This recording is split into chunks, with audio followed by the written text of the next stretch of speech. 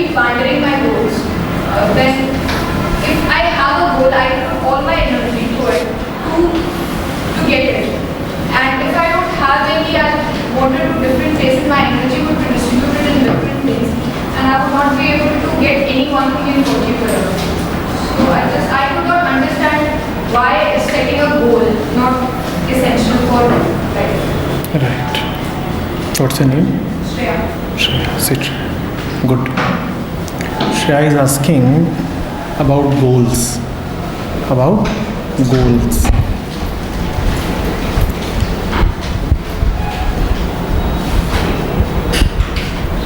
Shreya,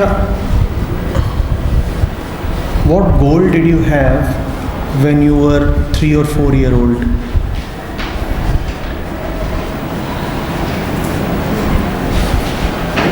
Anything like getting a chocolate was a goal that time. So why not stay firm on that goal? Because I got it. I got that. And So the chocolate was achieved, yet the goal remained, right? Anything beyond the chocolate that remained constantly? setting up goals remain constant. Setting up goals remains constant. And what else were you aiming at when you were that old? 3 years, 4 years, 5 years? What else did you want to become? What else did you want to get at that age? Yes? What did you want to become when you were very small?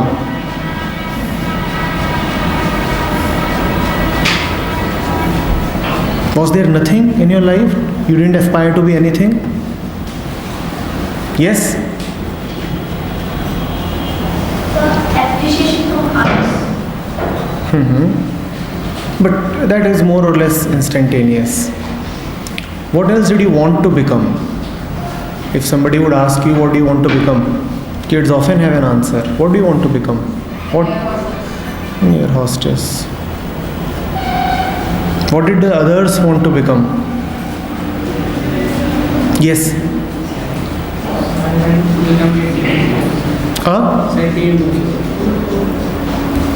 And? Yes, raise your hand and speak. Politician. And? Doctor. And? Pilot. And? Army officer, actor. And? Air Chief Marshal. Shreya, why did people want to get that goal at that age?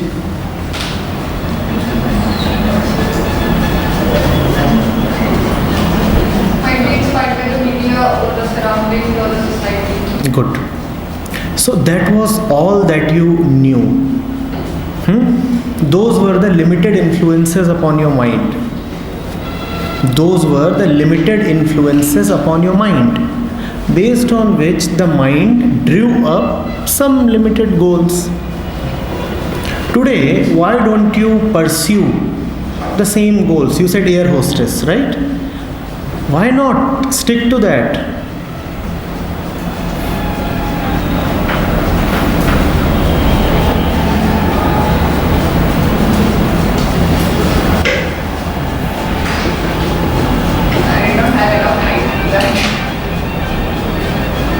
And if you have enough height, would you rather be an air hostess? I would prefer to be. I would prefer to be. You would prefer to be. And you would also prefer to stick to all those goals that you had at that age? 3 years, 4 years, 5 years, 8 years, 10 years. Would you want to stick to those goals that you had at that time? Not really? Are you sure? No. Not all of them. Not all of them. Why do you want to drop some of them? Because we were not mature enough at that age to decide what we want to be. Today, you are calling that girl immature. Why should a Shreya, 30 years of age, not call the goals of Shreya at 20 years of age immature? And remember, had you told that girl, 5 years old, that you are immature, you are not fit to take goals, make goals, she would have been very angry. She would have said, I am mature and I can make my goals and I must live my life just chasing these goals.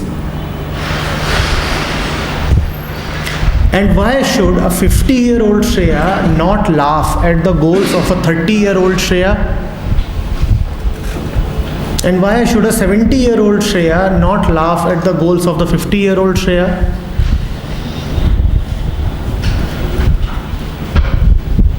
Do you see what is happening? You are at one point and your mind is limited by the exposure and the experiences that it's had. Your mind is limited by the exposure and the experiences that it has had. And your goals automatically arise from the limited exposure that you have. You don't make goals. Goals just come to you. There is no you in so-called your goals. Understand this, all of you. If you think these are your goals, no, they are not. When you are 4-year-old, how do you decide that becoming an air hostess is my goal? How do you decide? You probably watch a movie. Or you probably have flown to some place and you have looked at the dress of the air hostess and found the whole thing to be very attractive. Or you've heard from somewhere.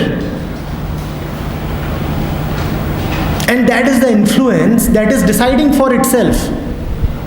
Where are you in all that?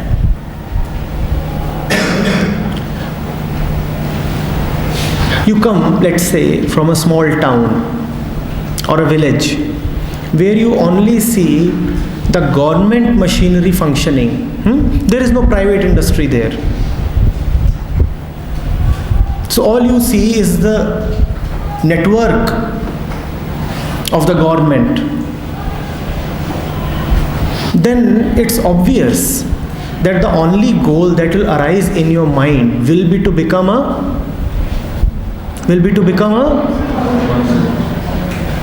it is no surprise that even in the civil services the maximum selections are from the most underdeveloped states and from the states where there is relatively higher level of development. You hardly have people competing and getting selected. Very few Gujaratis, for example. But the civil services list would be full of people from Bihar, from some areas of Andhra Pradesh, from eastern UP, from Odisha. But you would insist that these are my goals. That is point number one, that your goals are not really your goals. Your goals come from the influences upon you and you don't have to decide them. They get decided automatically. They just get decided. And it's a very mechanical thing. To chase a goal is to become a part to that mechanical process. And anything that is mechanical is pre-programmed and dead. That is the first thing about goals. Second thing about goals is, as you are listening to me right now, Shreya, do you have a goal in mind? When you are really living in attention, enjoying, absorbed, engaged, then the mind does not run towards goals. Mind runs towards goals only when the mind is sad, dissatisfied, frustrated and miserable. In your moments of joy, Shreya, are you thinking about goals? When you're really happy, do you still have goals? Goals disappear. In the moment of joy, goals disappear. But goals come back when you are frustrated. So when it is being said that look at goals, what is being said is look at your frustration. The more you are frustrated, the more goal-centric your life will be. The more you are frustrated, the more goal-centric your life will be. And it would have been all right could the goals remove the frustration. But there is a problem. The problem is frustration is right now and goals are always for the future. That's like imagining that I am sick right now, but I will take a medicine 2 years later. All goals are false medicines. Goals arise from a sense of discomfort with the present. Goals arise from a sense of dissatisfaction with the present. But if the present is not all right, how can the future heal it?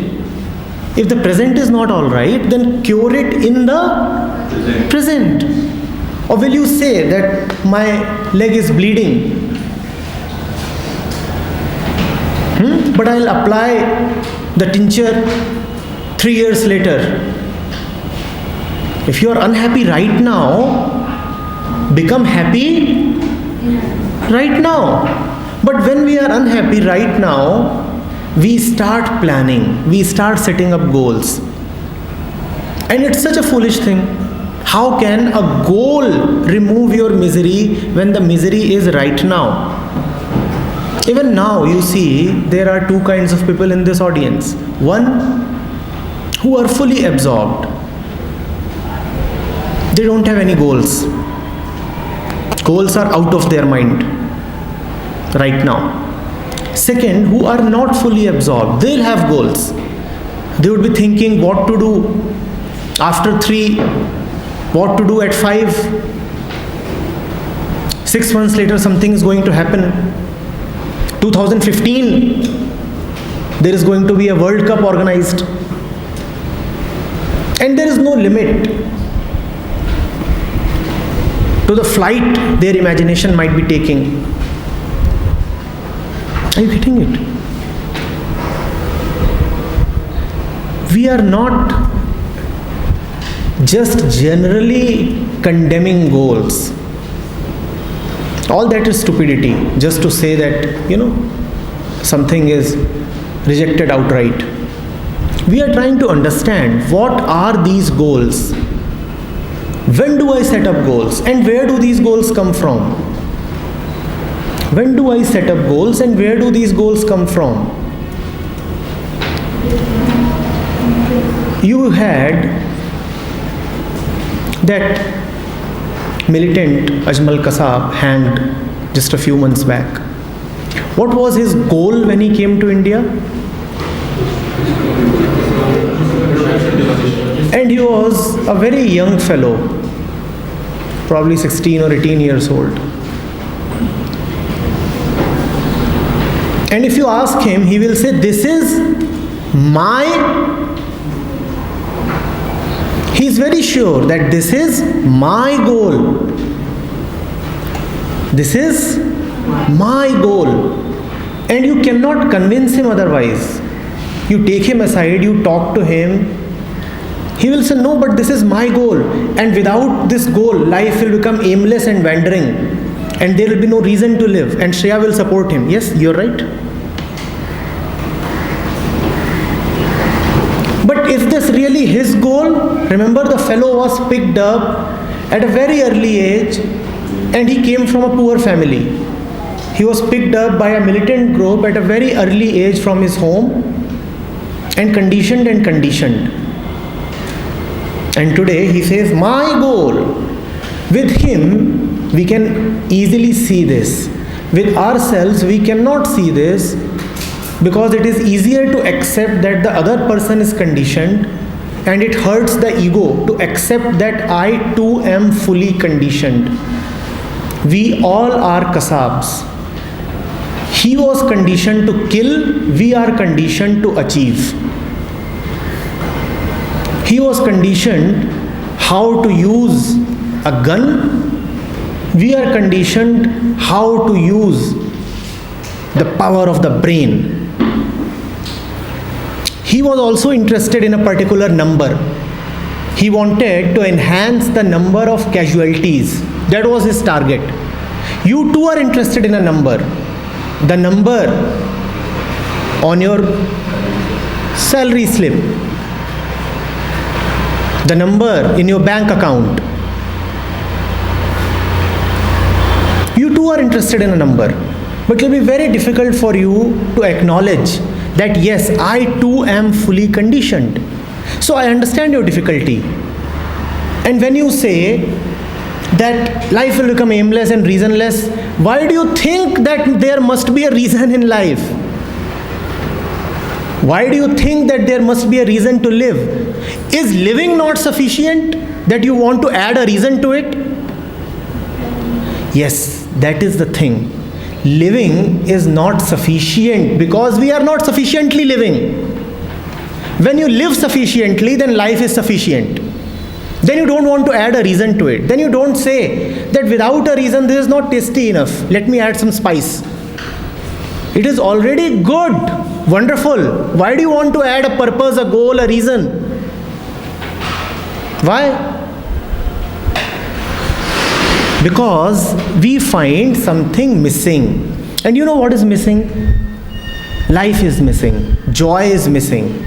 And that is not missing from the future. That is missing from the present. Love is missing. Shreya, in your moments of love, you will not think about goals, let me assure you. When all these things are missing from life, right now, you want to compensate for them. And this is such a false compensation. You want to compensate for them by creating imaginary goals for the future. This will not help. This will not help. Then how do we compensate it? What is missing right now must be obtained right now. There is no other way. There is no other way. You want to study something, all right? There are two ways. One, I open my book and I'm so deeply engrossed in it that I don't even bother for the time. I'm not pushing myself. I'm just engaged fully because I paid attention. And when you pay attention, there is a great oneness. Now you don't need somebody to push you. You pay attention and you are one with your book now. That is one way of living. The other way of living is set up an alarm clock and a goal for the future. Let me sleep peacefully right now. I will study in the morning. Let me set an alarm for 5 a.m. Which of these do you think is the false medicine? Obviously, the second one is the false medicine. Those who have to do will do it. Those who don't have to do it will escape through the medium of goals. Your goals are a dirty escape from doing it right now.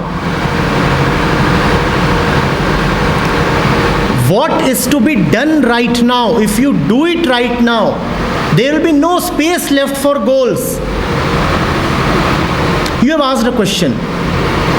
And there are many others who will keep aiming to ask a question. And you know what? They'll never ask the question. Those who have to ask will ask. The others will set up goals. Those who have to ask will ask, and the others will set up goals. So there are two kinds of people. One who live, the others who set up goals. What kind of person do you want to be, Shreya? The ones who live or the ones who set up goals.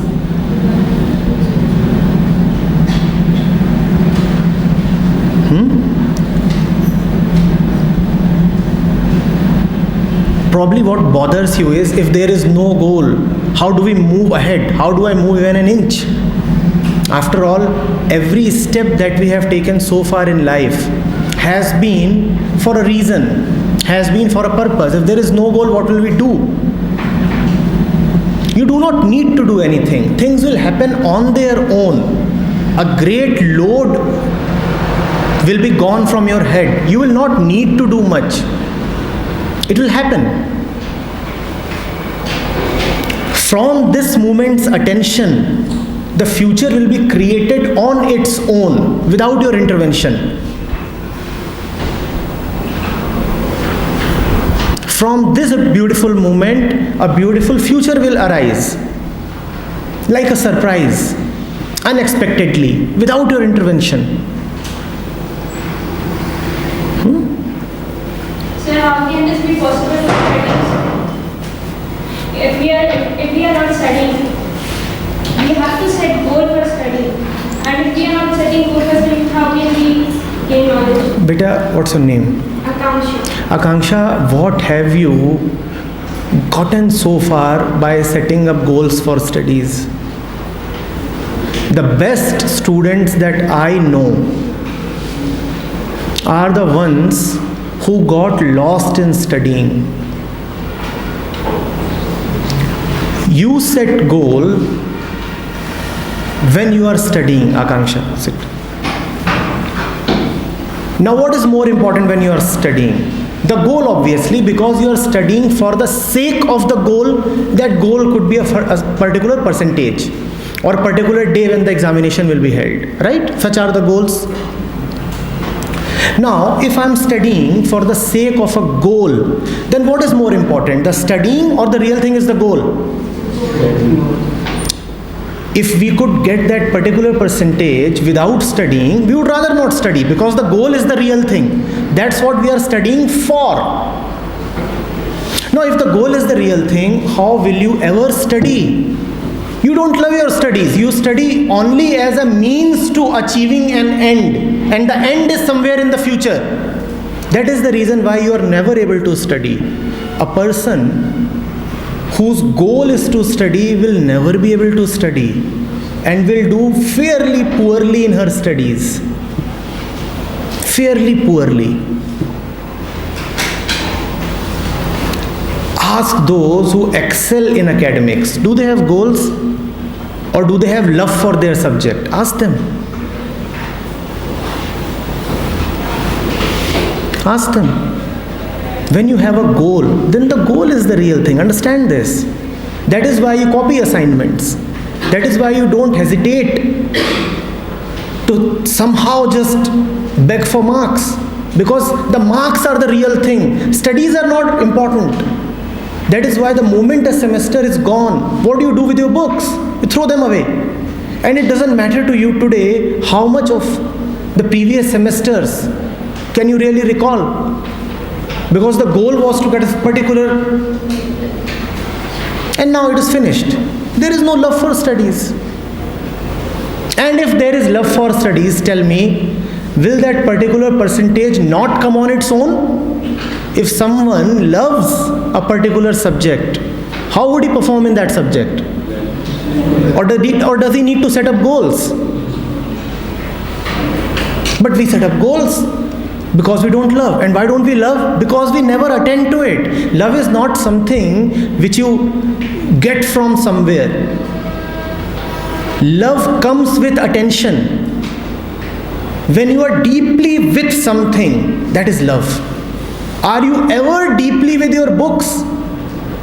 No, you can't be deeply with your books because your mind is occupied with the thought of the examination. When the mind is occupied with the thought of the goal, how can you be with the book?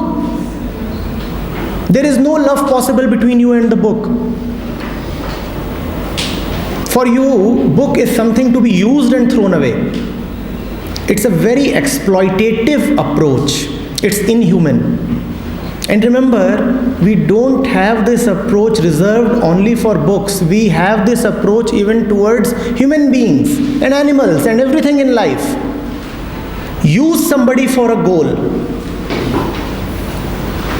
You go and meet somebody and you have a goal. What is it that I want to get from this person?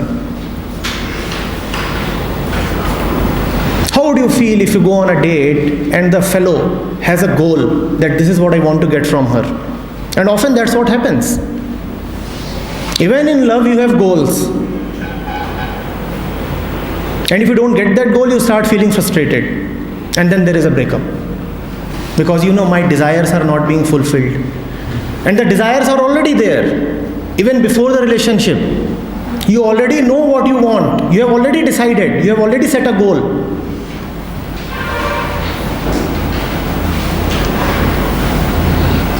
Think of it.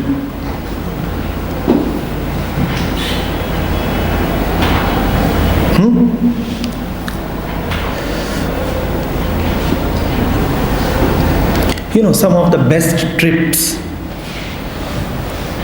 visits that I have had, and I'm very freshly returning from one such excursion, is when, without planning anything, I have just left the study and the city and traveled. And there is another mode of traveling. Plan everything in advance. Everything. It's a 3-day trip. Every moment is sorted out. Morning 8 a.m. to 10 a.m. we are going to this place. 10 a.m. we are returning and having a small breakfast. 10:30 to 11. Then 11 to this, and everything is well compartmentalized. And as against that, there is the random aimless wandering. Try that. It's seductive. Every young man or woman should try that. Aimless wandering. It has such a great intoxication about it. It is maddening. Once you had the taste of it, you will not be able to forget it. Random, aimless wandering. I know it sounds scary. Parents will get afraid. Friends will say you are crazy. But you will know that you have stumbled upon something very, very special. Random, aimless wandering. And everything that is important in this world came about through random, aimless wandering. Small, little, petty things come through goals, but the things that are really important come through this, and that is what is called as exploration. And remember, though it appears random on the surface, it is never totally random. There is a design behind it. You may not be conscious enough to fathom that design. You may not really know what that design is, but there is a design. Have faith.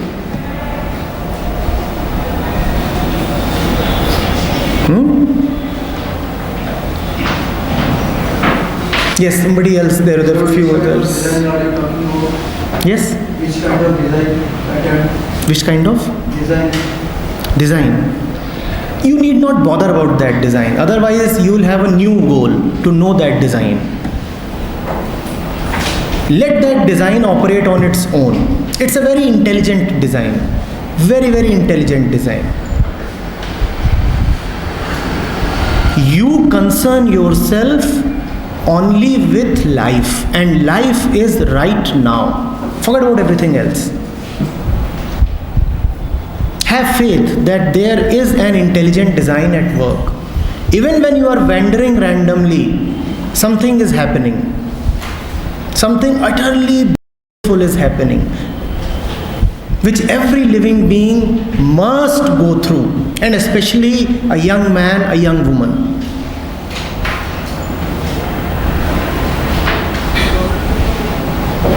I know it scares. There is no security in that. It's unpredictable. You want to know about it beforehand. How can we move into it? First tell us what that design is. Only then we'll decide. No. That's why I said have faith. You will never know what that design is. Maybe in hindsight you will discover. Retrospectively, when you look at your past, then you'll say, oh, so this is what this.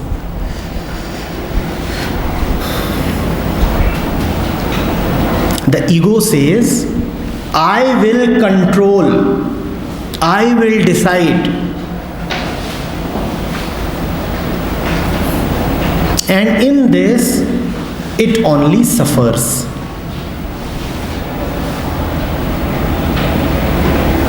It requires a movement away from the ego to let go of goals.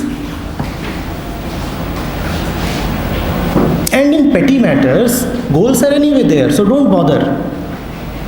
In small things, it's all right. Don't even call them goals. That is a part of daily living. I mean, when you started from whichever room you are coming, you knew which room you have to come to, right? This too is a kind of goal. But this is all right. Okay. This is not really in the future. The real thing is not about coming to this room. The real thing is what you're doing right now. That is the real thing. And in this, there can be no goal.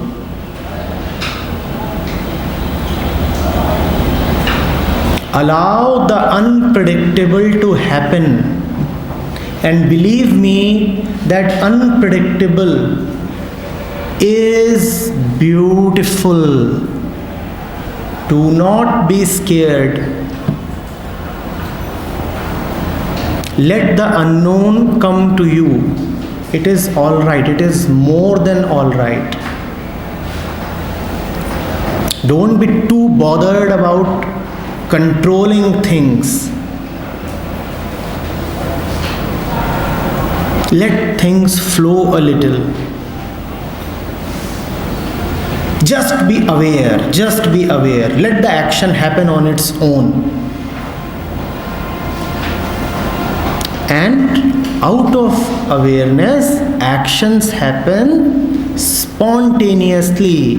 Right now. They don't happen in the future. Getting it?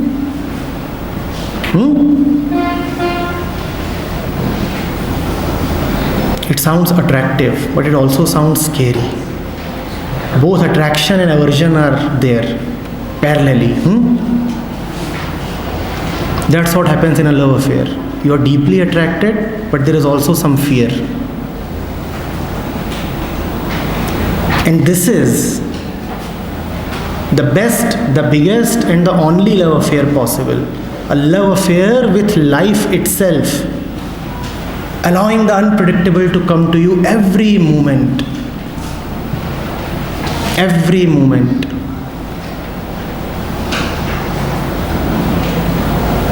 And welcoming it, not resisting it, not raising walls, not saying that this was not a part of my plan, please don't come to me.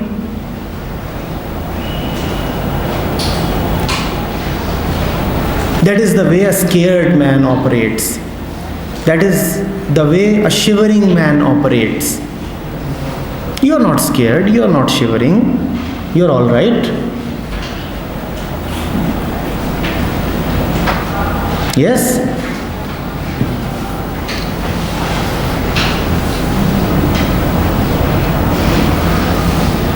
Unbelievable. How can it be so?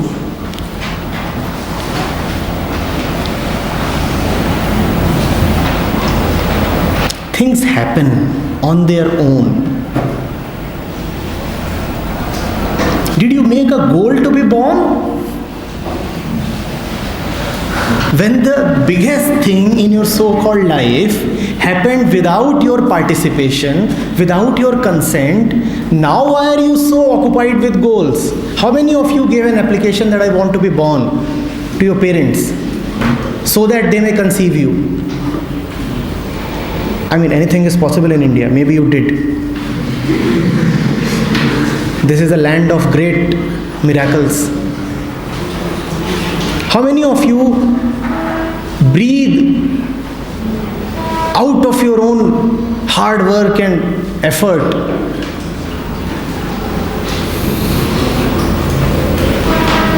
Things are happening. Allow them to happen. Just allow them to happen.